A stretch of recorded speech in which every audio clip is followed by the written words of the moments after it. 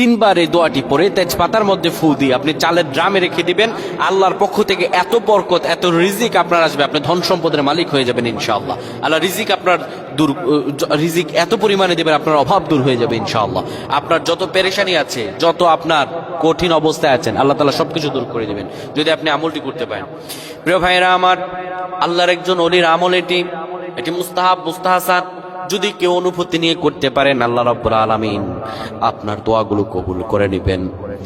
আপনি কাঁচা তেজপাতা নেবেন, বিসমিল্লাহির রহমানির রহিম সহ সূরা ফাতিহা একবার পড়বেন, দুরূদ শরীফ একবার পড়বেন, তারপরে 3 বার পড়বেন সুবহানাল্লাহি ওয়া বিহামদিহি আস্তাগফিরুল্লাহ, সুবহানাল্লাহি ওয়া বিহামদিহি আস্তাগফিরুল্লাহ। এরপরে আপনি সূরা ইখলাস 3 বার পড়ে ফু দিয়ে সেটা রেখে দেবেন।